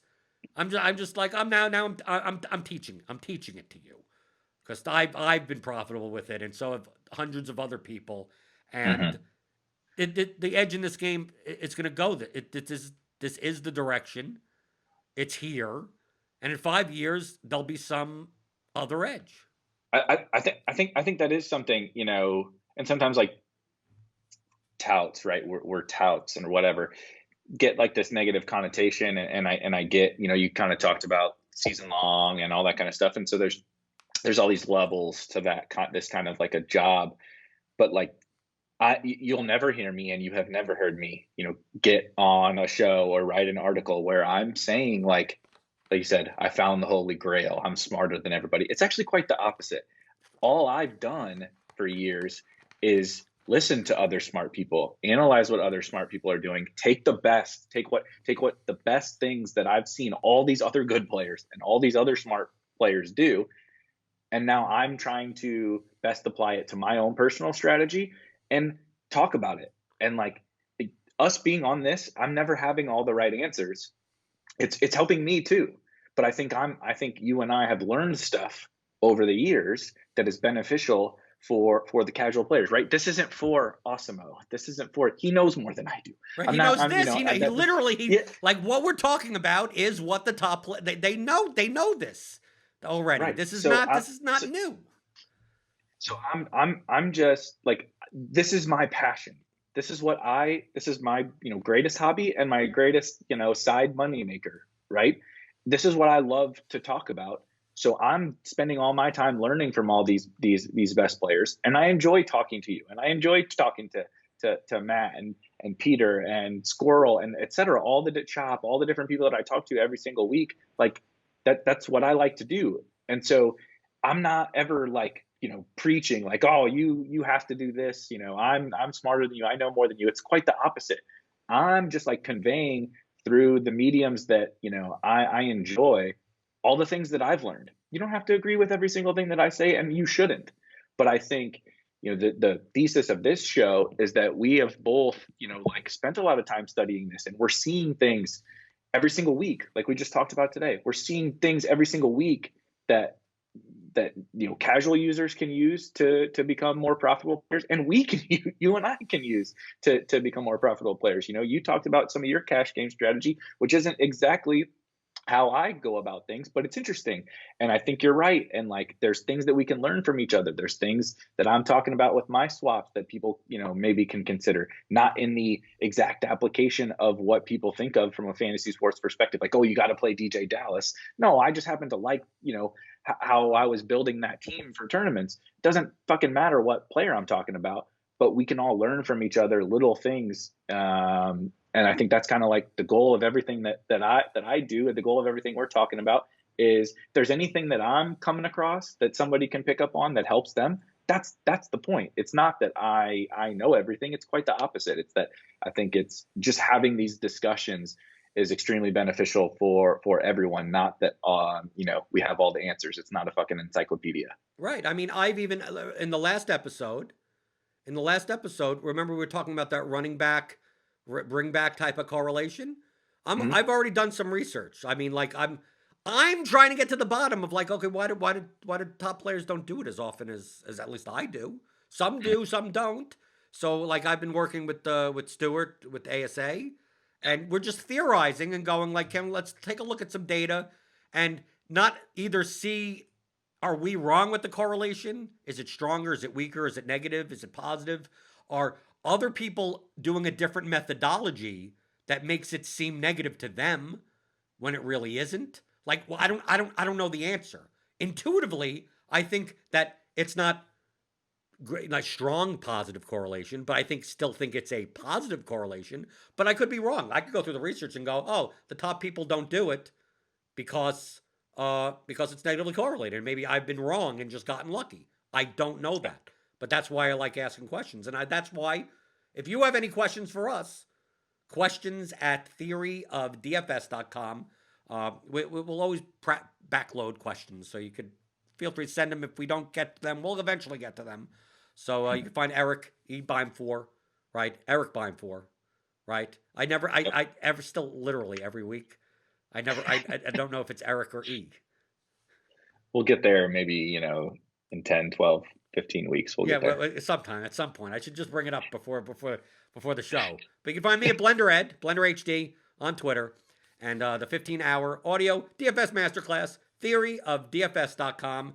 And then this episode, we kind of mostly went to Late Swap City. So I hope everyone enjoyed the trip and have a safe ride back home.